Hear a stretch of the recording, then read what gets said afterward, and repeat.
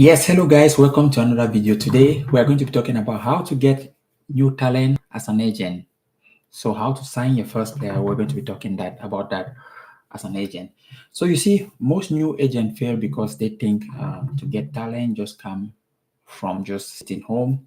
The truth is you need to have a clear strategy to find and sign players. Okay, so I've helped agents look and also understand the system, build a roster, to find new talents. So stick with me around and I will show you exactly the system that you can help sign players as new agents. Especially most of these agents who just passed their exams. I think they will be quite maybe frustrated and thinking like, oh, I have the license, but how do I sign players?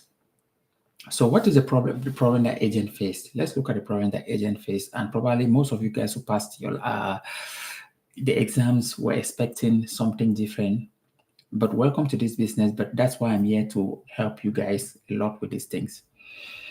So the problem most agent faces waiting for players to contact them instead of being proactive. So most agents always think, now that I have the license, probably I'm just going to put my license number and players are going to ring me. It doesn't come like that. And even players you still need to have you still need to also have the connection. If not, the players will go away. So you see, that's the first problem agent face. Another problem is the face is only chasing big name players instead of spotting future potential. So you finally don't sign any player because you're chasing big name players. You're thinking that as you got the license, probably Ronaldo or another big name player is going to ring you and say, can you sign? Can you look for a club for me? It doesn't work like that because most of the players also who are big names go for big name agents. Okay. And then another problem that also agents will face is not building trust with players and their families. So before for a family to give you their son or their daughter, you have to build trust with them, and they have to feel you as an agent. They have to feel you that uh, you can do something. If not, no one is going to trust you with their kid or their daughter. So that's how it works. Okay, that's very important.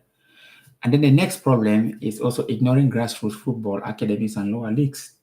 So you probably see most of the players who are playing at the elite level today pass through somewhere. If they were scouted from academy, they pass through maybe an unknown area. So do not ignore grassroots football and everything. So most people also, that's another problem for new agents.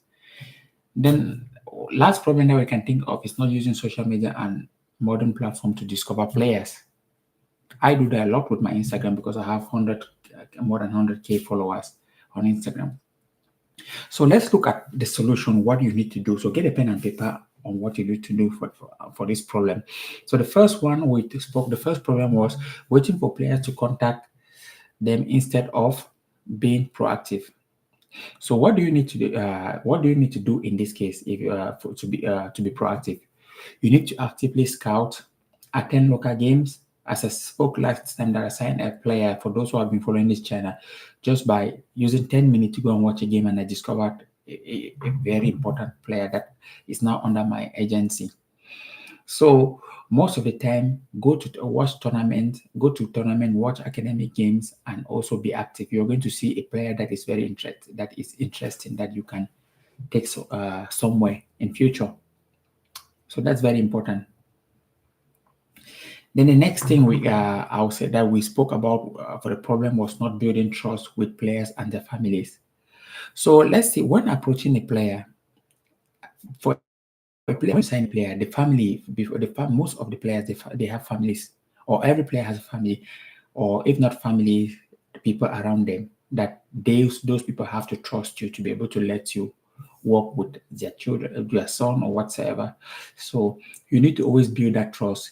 Not only when you're trying to talk about agent, you need to ask about the child, invest into the child always, or invest in the player. Always ask, look for other deals that are things that are very important that you see the parents like. So because normally a big agent can, the most important thing here, I'm going to give you guys something. A big agent can come to sign a player, but due to the trust you have built with that family, they say no, we feel at home with this guy. This agent is always taking care, asking after you. When you are sick, he's always here to show concern. He's not only as an agent, but he's now like a family member.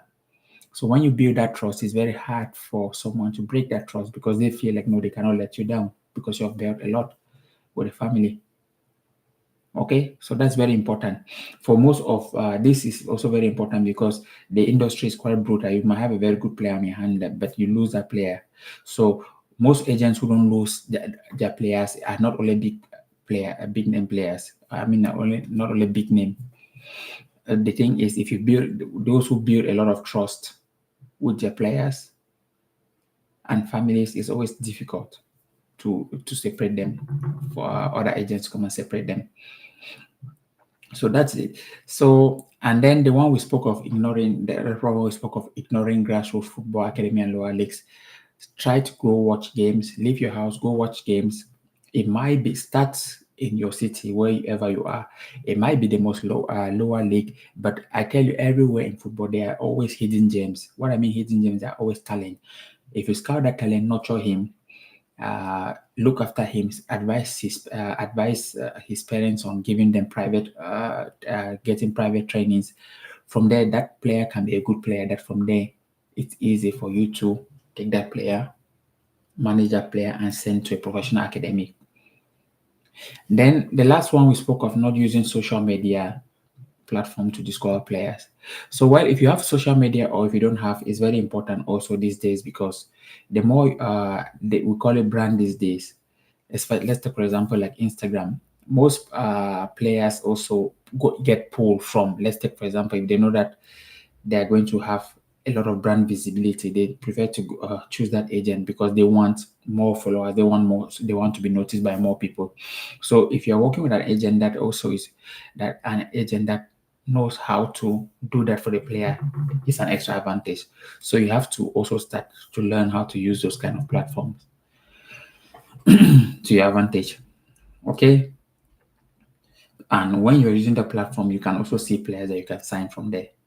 So now, what is the key thing here, the most important thing in this message I've been passing for you guys? The most important thing here is getting new talent as an agent is not about waiting for your opportunity. Remember, it's about being proactive. It's about moving out of your comfort zone, travel to another place to watch players.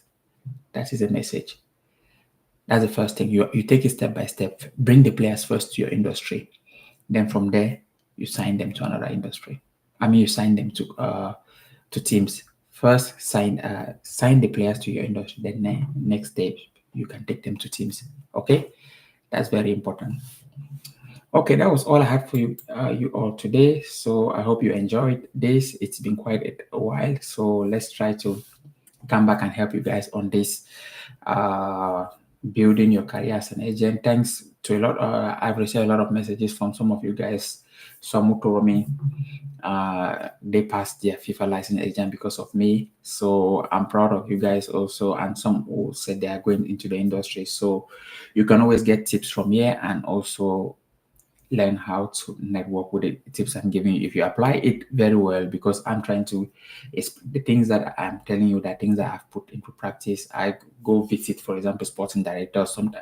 Most of the time I try to communicate with them to get their own ideas. So but with time, one thing that I'll do with this in this platform is when we get growing, I'll be going around interviewing various sporting directors so that you agents, you can get the directives from the sporting director's mouth, from their mouth. Those were the things.